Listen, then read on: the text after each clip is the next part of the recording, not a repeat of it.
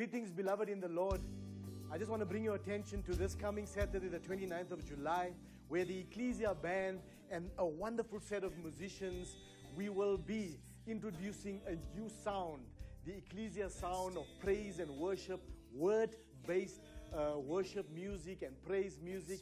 We want to invite you to come and have a listening session with us this coming Saturday, the 29th of July at C3 Church in Maritzburg, Pastor Calvin's church, where we will be introducing a new sound that is a sound for South Africa, for a sound for such a time like this. We have written and composed many songs over this past 3 years, and we want to introduce you to them, a listening session, and we will be launching our new DVD and our new CD in October, the end of October, the first week in November. So please, beloved brothers and sisters in Christ, come and support us this Saturday, the 29th of July at C3 Church, where you will be listening to a new sound from heaven.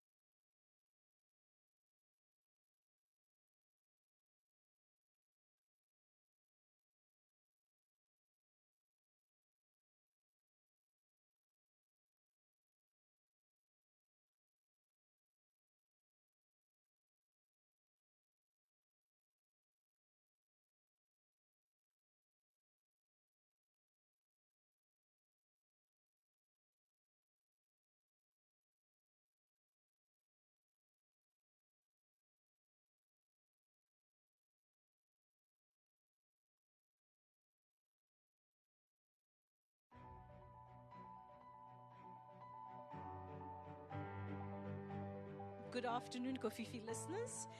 We're here at the Conference for the Future of South Africa, and I have the distinct privilege of chatting to none other than Zwelinzima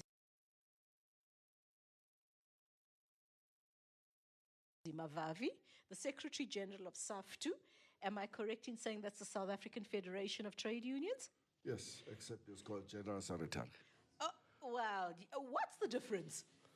Well, you can never get one single explanation. Okay. Yeah. So we won't get into the semantics of that. That's what is written in the Constitution. Okay. Yeah. All right. We'll stick to the Constitution. So it's the SG. Yeah. Okay. Welcome. Thank you very much. And thanks for having us.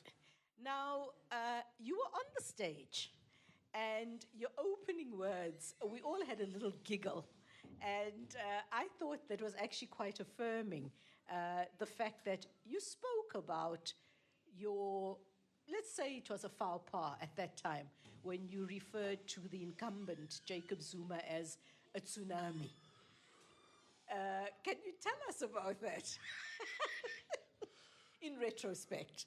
Well, no. I meant that he couldn't be stopped. His support on the ground was massive. And I likened him with a tsunami.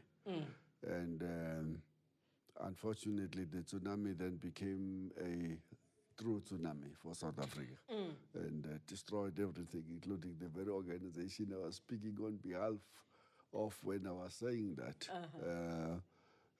Destruction, absolute destruction.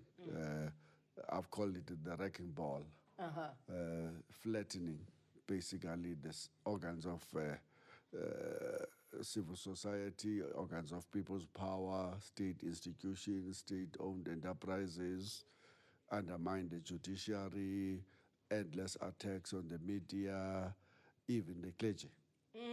Even the clergy were not spared. Now, you've used some choice adjectives and nouns in describing the tsunami that's become a wrecking ball in your words, which is none other than Jacob Zuma. I mean, you've called them a hyena state. Was it a hyena state? At which point did you realize that what we had was a hyena, so to speak, in your words. In March 2020. You can March actually 2010, pinpoint it. yeah. What happened? Look, we got into the presidency with a huge enthusiastic support from Labour, COSATU in particular, and a range of other forces, what I call now the coalition of the wounded. You'll explain what you mean by that as well. Coalition of the wounded were all of the guys who had grievances against Thabo Mbeki. We had wronged and who hated him. And what we didn't do, though, in the run-up to the 2007 was to ask the reasons why each one of us hated him. And from the Labour point of view, we hated neoliberal programs that he was a face of. We disliked the policy choices from privatization to growth, employment, and redistribution strategy. And we had said that these will not solve the crisis of unemployment, poverty, and inequalities. And we have been proven correct by history. The others hated him for other reasons. We realized later that no ways others hated him because he didn't give them cabinet posts. Others hated him because he was perceived to be very strongly anti-corruption. And others hated him because he started to speak against the attempt to re-engineer the ANC and make it an organization of factions of people joining it just because they wanted to angle for benefit. And so all of these people came together, and nobody was asking anyone a question as to why are you here. So there wasn't... That's what I call the coalition of the wounded. So it wasn't an ideological unification. No, not at all. Even though the left forces would have won the day from the policy point of view in Polokwane, because the other guys had no time for all of that. They wanted to be in the NEC, and they got that. But we from the left got what we wanted, a change of direction in policy, and that's why the ANC manifesto had things that we identify with up to this moment. Decent work, change the structure of the economy, industrialize, strategic use of the country's resources, and prioritize education, prioritize healthcare, and make healthcare free, make education free, and fight rural poverty, and fight for agrarian reforms and food security, fight against corruption and crime. We got everything we wanted from the policy point of view. But now you've realized it's not worth the paper it's written on. You were asking a question, when did I realize? It was March 2010. No, earlier than that. Oh, okay. March, I started to speak about the hyena state. Okay. And look, what was the first delivery area for Jacob Zuma's guys?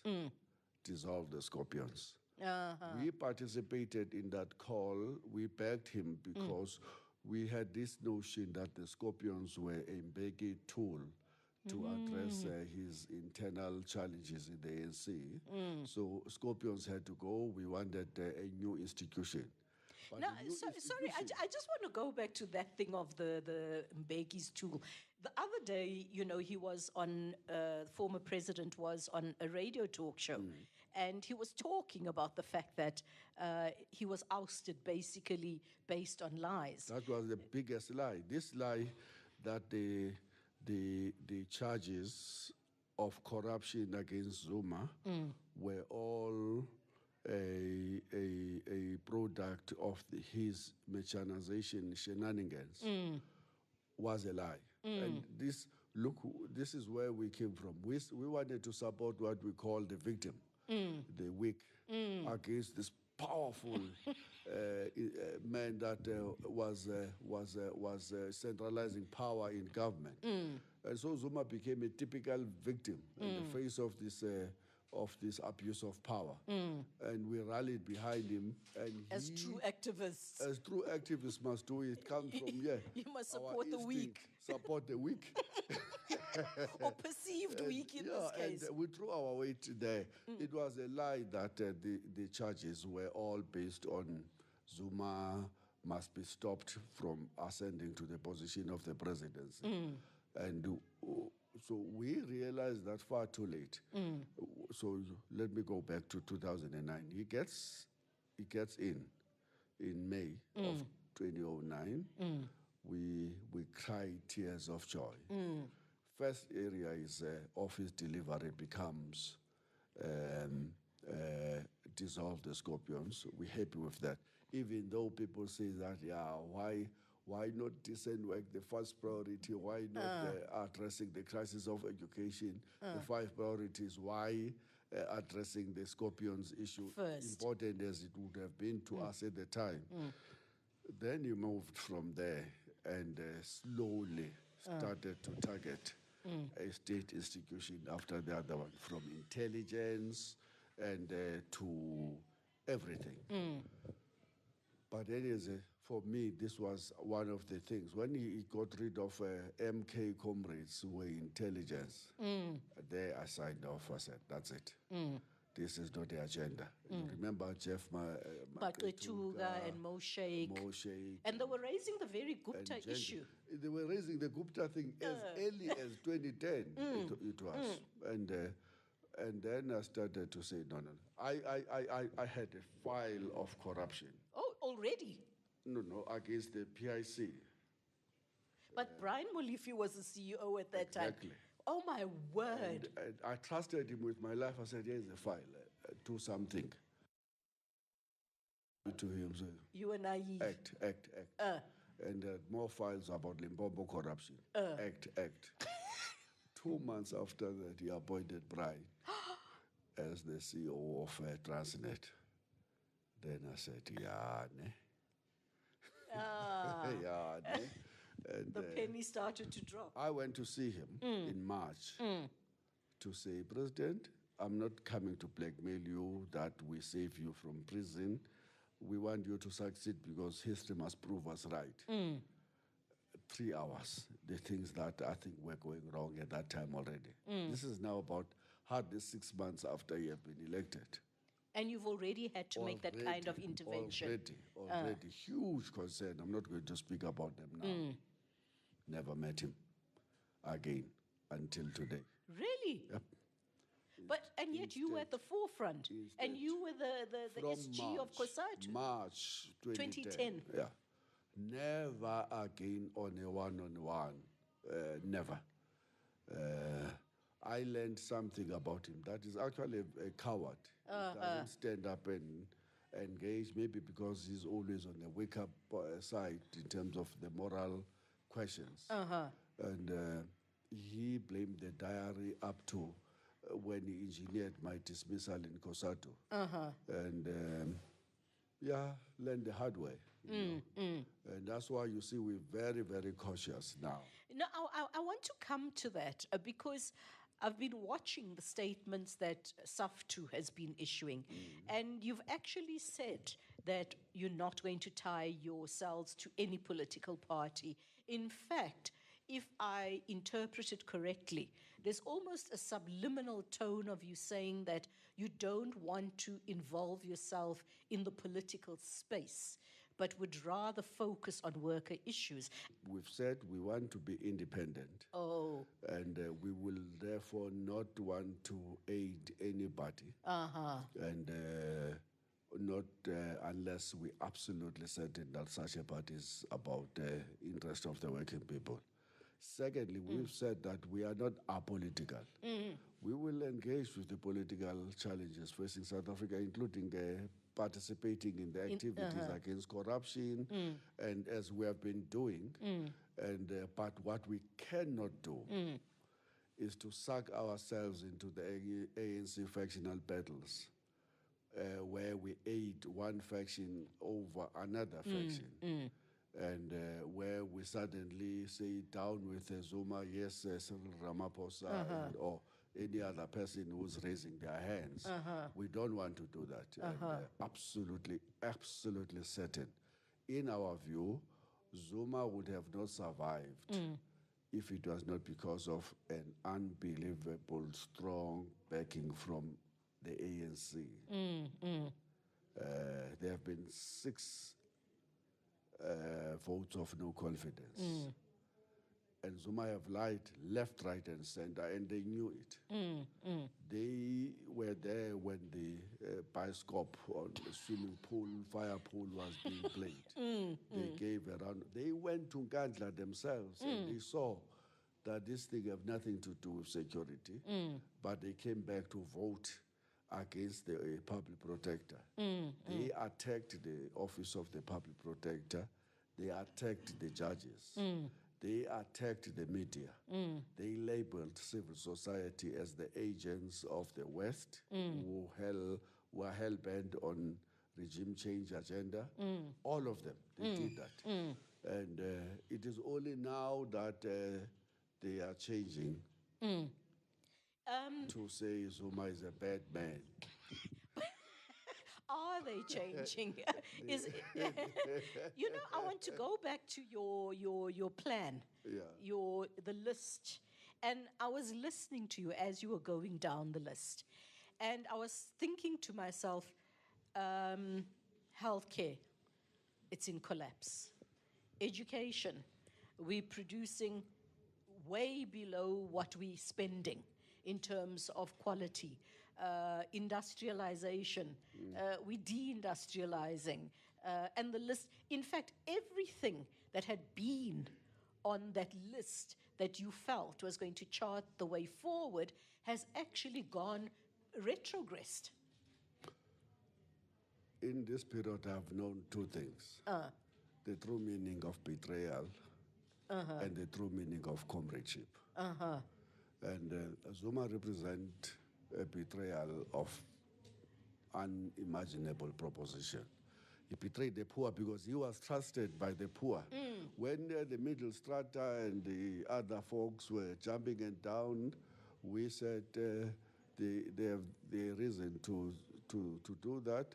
We are only interested in getting somebody who will take forward the issue of our unemployment crisis, our poverty, our inequality, our education crisis, the healthcare crisis, and all of that. On each one of those issues, literally without any exception, he failed. Yes. Yeah, each one of them. From the economy, only now that he's in trouble, he suddenly remembers there's something called radical economic transformation, there's a land crisis, and there's poverty, and all of that. All along, before that. And the past 7 years. All along, he had no regard whatsoever for all of those things. And we will not be fooled twice. I'm talking to Zwelinzima Vavi, the Secretary General of SAFTU, the latest union federation. You actually have a very respectable number for such a young federation. I want to talk about the sense of betrayal. I see the sadness in your eyes.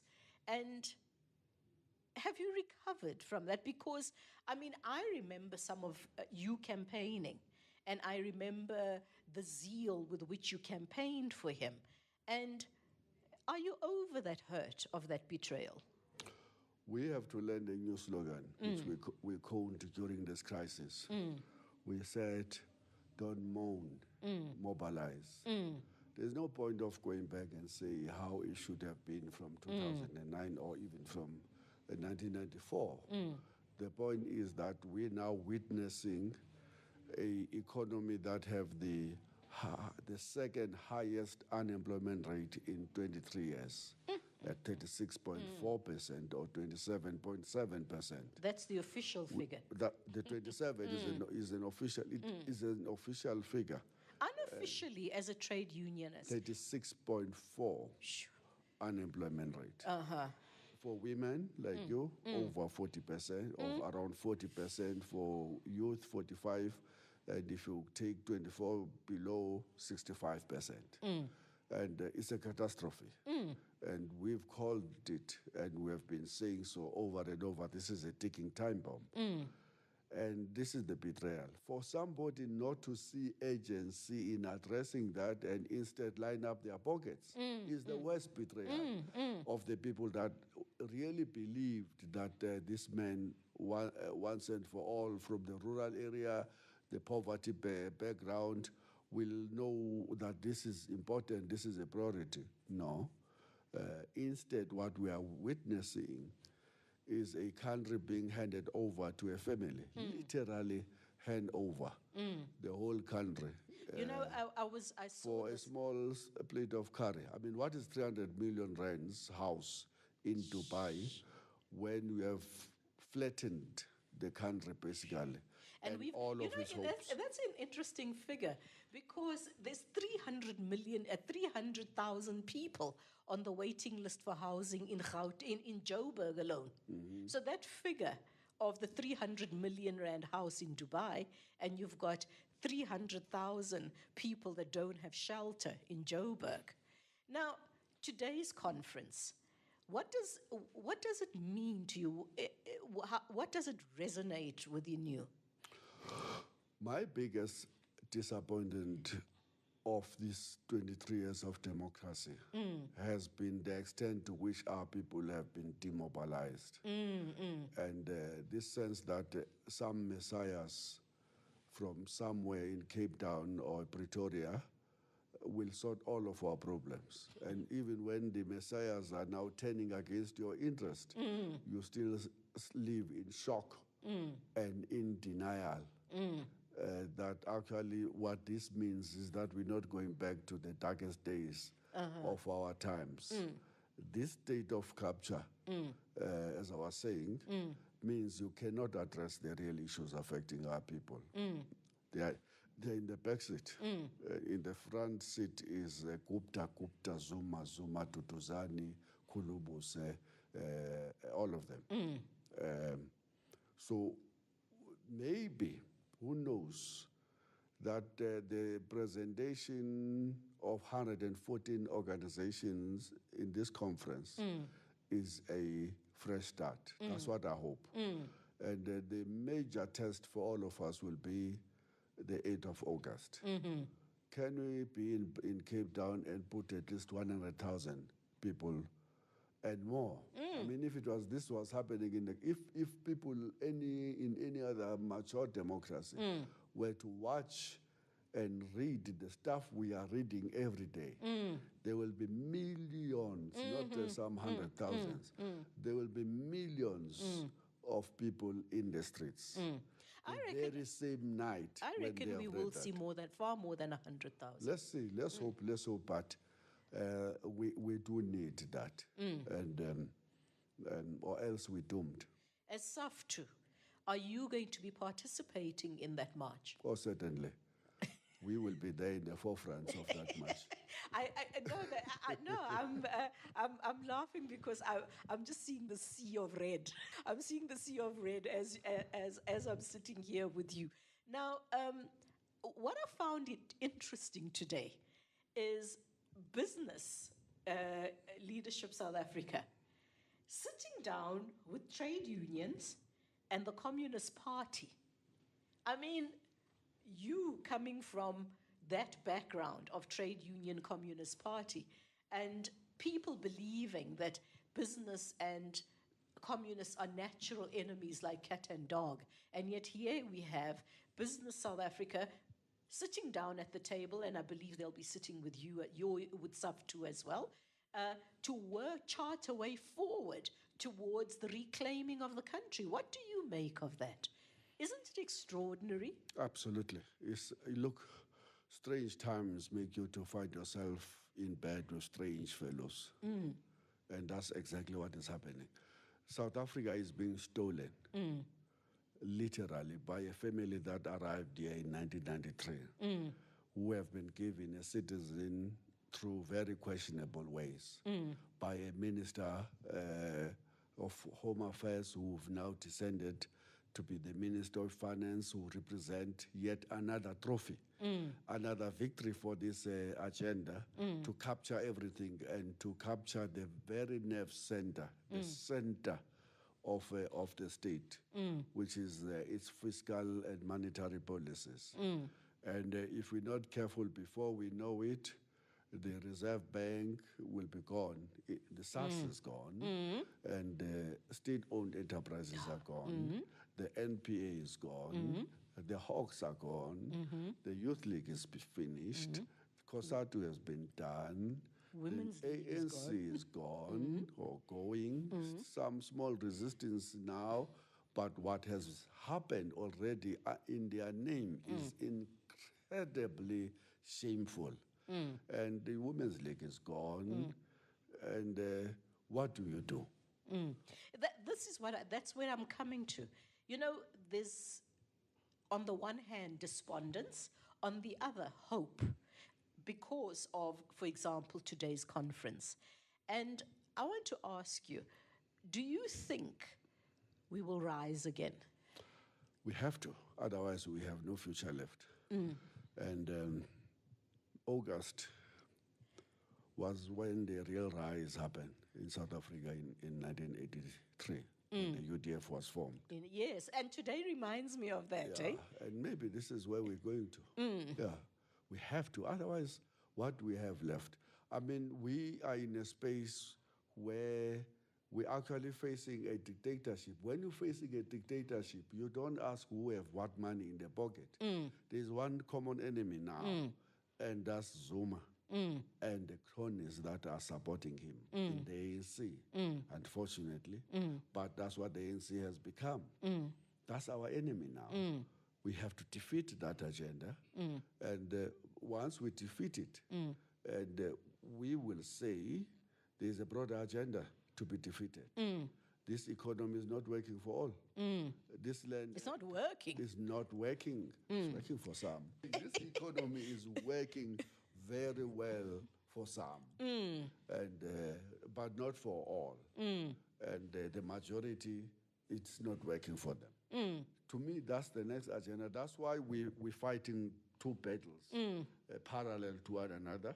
We are with you here on the state capture, but we're taking another battle against what we call the status quo. We want to shake the foundations of apartheid, colonialism, and capitalism that marginalizes the overwhelming majority, that tolerates these kinds of inequalities, where 3 billionaires have wealth equal to the 50% of the population, the bottom 50% of the population, where 1% controls 42% of the wealth. And that can't go on with these kinds of unemployment. That's why I was saying there, let's be honest, unemployment didn't get bad during the past 7 years of Zuma presidency, but certainly it has gone worse. Poverty has certainly gone worse.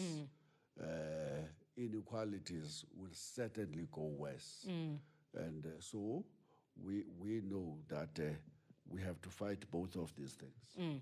So you must fight on two fronts. We must fight on two fronts, yeah. So, you know, yesterday I was reading yet another article about in the Gupta leaks, and this time it was about crane companies.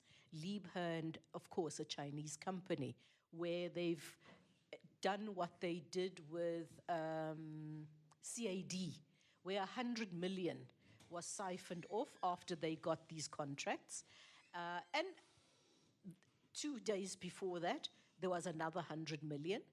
And you start, the numbers never seem to be less than 3 digits. You know, it's 100 million, 1 point something billion, 5 billion. Do you have you tried to calculate just how much you think they've managed to siphon? No. Because I've been trying to figure it out. The point is, how much do we know? And how much we do Very not know. little.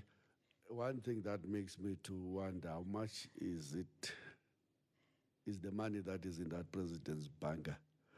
I know that they tolerated the public protector to go. Bunker. There's a bunker There's a bunker there. with money in it. I think there are billions. You mean we've got another reserve bank? Look, that's the only area they said to the public protector, yeah, you cannot go in. He says, no, I want to check how the money has been spent. They say, no. And and what could she do? Exactly, yeah.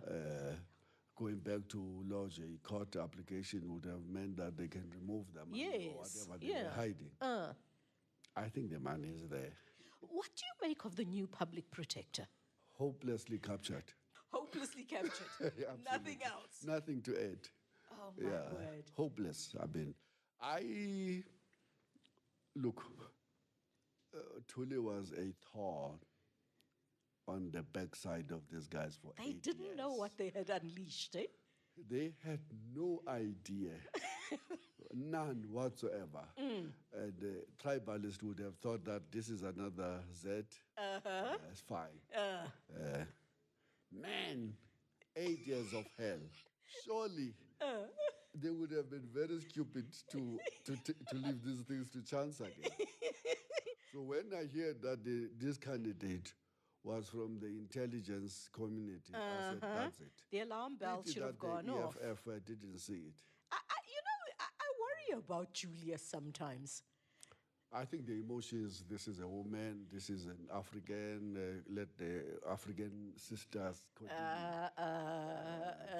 Got them, but they've come back to say, oh, what a blood. That's same the blunder important that thing, we yes. committed. I mean, to allow a capture of the public protector is no different to the blunder of 2007. Yes. To allow Of a Zuma. very compromised, dangerous fellow to ascend to the position of the president. And South Africa is going to have to enjoy Now, 8 years. now we're sitting with a completely dysfunctional security services or policing services, the Hawks, the NPA, they're completely dysfunctional. Why are you looking worried? That was a door. But Don't trust anything. are you also getting threats? My last threat was in June. As recent as that? No, 2010. Oh, After my very famous meeting. oh, Yeah. oh Very, my very word. funny. In one conversation we had with him, we speak to me about Sifular, the MSc of Oh, Paul, yes. in the. Paul Sefularo, yes. And he says to me, look, there's issues about that car crash. There's doctoring there. So that's fine. I mean, when I receive a death threat that says you're going to go with Sulfulare thing, I said, oh, the only one who ever told me something fishy about this thing is number one. I handed over that to the Commissioner of Police then, Begele, Minister of Police, Natim Tetwa, until this day. Nothing. Nothing. Oh, my word. Nothing. Now, what do you hope we'll get out of I today's... was speaking to Solima Baila up to last night. He have proven me wrong in relation to his ability to stand strong on his conviction. If you were to ask him, he will have lots of regrets too of the recent period, including the destruction of Kosato. Because I know you were very critical of the party. I am still. Until they come out to the public and say the 2007 was a mess, we are as guilty as charged. Until they say we helped this man to be the untouchable. The untouchable. As late as 2015, we were still insulting media. We were still calling for the insult laws to be put in place. Yes, that's very interesting. 'cause That's very recently. Blade That's was very the prime recently. mover behind We that. were insulting the judges. We were insulting civil society and calling them captured by the West. And we called the fire pole we had an innovation called the fire pole, and Tolas Nesi, one of the people who I had a long history with from the trade union movement. Oh, yeah, from SAD too, eh? Yeah. When he was confronted by the people in Port Elizabeth about Nkandla, he had a headline saying, "What is the fuss with these few millions?" All And you're of probably them. saying this to unemployed people. I mean, do you know Port Elizabeth? Yes. And how the deeply- poor, the levels of poverty. And until they can come back and say, we made serious errors. South Africa, forgive us. Let's forge ahead. We've now realized that this is a danger. I will not trust them. Because then all I see is history repeating itself, where we get angry against one individual who we give support, unqualified support, unprincipled support, and only to find out that this is all about a maneuver by people who wants to go to cabinet and who are angry that and who fear that they may not be affirmed into cabinet in future. That's what I fear about the SSCP thing. What do you But think? I will have a discussion with Soli because it's better to have a discussion with the comrades directly Yes. and to see where they stand. But same with Cyril in my Yeah, view. what's your take on the current proposed leaders the ANC are putting forward? All of them have been there. I mean, I Googled the other day just to ask a question, where have these people been? Couldn't they see that South Africa was going into a dustbin? Surely by 2012, anybody who could claim that he didn't know what was happening, by 2012, when the ANC had that conference again, that person is lying through their teeth. Everybody knew that this is a disaster unfolding. Because you were already using your very nice adjectives and adverbs by then. I was already talking about Yes. the predatory state and Yes. the hyena And the state kleptocracy. and kleptocracy, all of that. We were already saying that.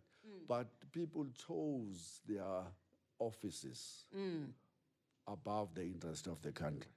Now, somebody who have made that choice before, when facing a president like Zuma, I can never trust that person in the future because I think he will close the eyes again. That allowing somebody who's facing corruption, money laundering, fraud, and racketeering Eish. charges. You know, racketeering, you think of the Godfather. I mean, leave that. Maybe we were so in belief with the Mbeki is behind all of this. But then when you get rid of the scorpions, when you get rid of the intelligence, when you employ Richard Mhluli and allow him to stay on suspension but on full Almost 10 pay for years. 10 years, when you remove Ngasana and give him 17.3 million rands, and when you remove a tried and tested MK commander who's Dramat. the head of Hawks in the form of Dramat, and when you bring in a former apartheid spy in the form of Nklemeza, come on, I can go on and on with the state-owned enterprises, the destruction. And you're saying you haven't seen all of that happening. And then you turn around and say, I'm the new man and woman representing what ANC should be all about. I'm as pure as Come the driven on, snow. come on. Give us a break. So, but we're having a conversation as you gather. Today's conference, is this the beginning of hope? Hopefully. I mean, I was looking at that young girl from Cape Town, the hashtag South Unite Africa Behind. Unite. Yes. And I looked at her and I said to myself, this young girl is supposed to be going out partying, enjoying her life, or what they think is enjoying their lives. And she's decided, her and her fellow young people have decided that enough is enough. And they've picked up the cudgels. And I said to myself, this is hope. What do you think? Also from the Ahmed Katrada Foundation. Have you seen how many young people are coming out? Yes, and of all races. Very, very interesting. Maybe this is the new beginning for South Africa. Who knows? But until we can increase the levels of confidence, because nobody can say we don't see what is happening. Even the most loyal member of the ANC should see that this is the destruction of the ANC itself. This agenda is about the destruction of the legacy of that last for over 100 years. Maybe this is the beginning. I mean, we want to have a major statement on the 8th of August in Cape Town and everywhere else in South Africa. Maybe that's going to be the beginning of everything. And I don't trust Baleka Mbete. I don't think that she's going to call a secret ballot. No ways. The president have already spoken. And the president says, we've done this thing so perfectly for 6 times. Why now? Why change now? Despite what the Constitutional Court have said. But I think that there will be no secret ballot in the first place on the 8th. I think that Sis Baleka will delay the decision and announce a open voting, and everybody is going to run back to court. Before we know it, the 8th of August would have been postponed. And I think that's the strategy. That brings me to Makosi Khoza. Oh, she's brave, isn't it? Isn't she just awesome? Doesn't she just remind you of the Lillian Goys and the Helen Josephs in their heyday? Absolutely. And what I like about her, she says, we voted for this nonsense for 7 times. Not anymore. And I like somebody who's honest. You must, when you have made a mistake, the starting point, admit it. That this is an error. And so that you don't repeat it in the future. Yeah, no, listening to you, I get that very clearly, that you made an error and you're treading very cautiously now to make sure that you never commit that error again, in hindsight. But Makosi is just something out of this world. She is just, isn't she? No wonder she's just my hero. Days, And South Africa must protect those. Yes. I mean, can you imagine if 2 things happen? They're going to fire her. But at least in law, it's impossible to fire her. Yes. From what the judge have already said, Yes. it's not possible to fire any MP for voting according to their conscience. That will be one. But what can be one is a battle against the bullet. That's what made all of that's what should keep us awake, that with what is already happening in KZN, where criminals, possibly same ANC members, can pump 15 bullets in the body of another ANC member they call a comrade during the day, and go and set up a trap for them and pump those numbers of bullets in their bodies. Who is anybody? But And, do you that's think, what I think we should worry about more. but That do you phrase. think by her actually coming out publicly so forcefully is some measure of protection? Because now we're so aware of the dangers that she faces. On the platform they call the Black Land, what are they? Black First, Land Land First. First, or Black Land, Black Land whatever. First. Yeah, and they actually refer to them as the fascist black shirts. And she got a death threat telling her she had 21 days to live. And the Daily Maverick did some investigations, and they traced the number to that Black Land, Black First organization. They've assaulted one of my friends just 2 days ago. I hope he's laid No, charges. he is. I think, yeah, he's taking it up. These are thugs, But this is what you, South Africa, must appreciate. We are not dealing with people who are normal. There is no conscience left. I mean, look at the brazenness. When President Zuma pulled the trigger on Nene and claimed that this is a part and parcel of deploying him to some non-existing position in BRICS. Which still doesn't exist today. These guys, I mean, they have taken us for fool for so long. But at that time, at least South Africa knew that this is a liar. And one would have been absolutely a very brave fool to pull another trigger on the minister that follows, Pravin Gordhan, who in terms of the ANC, much more senior. Absolutely. Absolutely senior. Yes. I mean, this is not so. No, it's not a this is Johnny an come Operation lately. Vula. Yes, yeah. And this is a long-standing activist. Yes, of over 40 years. Who have known President Zuma for all of those 40 Exactly. years. No, but when you are following instructions, you don't think. The Guptas have made a call, and you have to show his mental by proving yet again who's the real boss, who stands the opposite of what Nelson Mandela, who we're celebrating today, was all about. So don't you dare think that because there's publicity around this thing, they won't do it. They will. I'm talking about people who have some brains, I guess. They went to Sole. Oh, yes, to his house, yes. Broad daylight. And then try to deny it, and it was broad daylight. Broad daylight. The arrogance. And he is telling me that last night from his interview with Power, he had some nice... This afternoon, Soloris Pass closed after 4 vehicles crashed into each other. Malewa warns against splitting ANC leadership vote between too many women and Nahau to embark on an indefinite health laboratory strike. Soloris Pass between Strand and Gabbro was closed today in both directions due to an accident between 2 trucks, a light delivery vehicle and a steps vehicle. City of Cape Town Traffic Services spokesperson Maxine Besaidenote said diesel had spilled onto the road during the accident. Motoring journalist Sean Parker showed traffic authorities on the scene and workers cleaning the diesel spill from the road. Motorists have been advised to use alternative routes. Environmental Affairs Minister Edna Molewa says all the women running for the position of the ANC president are capable. She warned against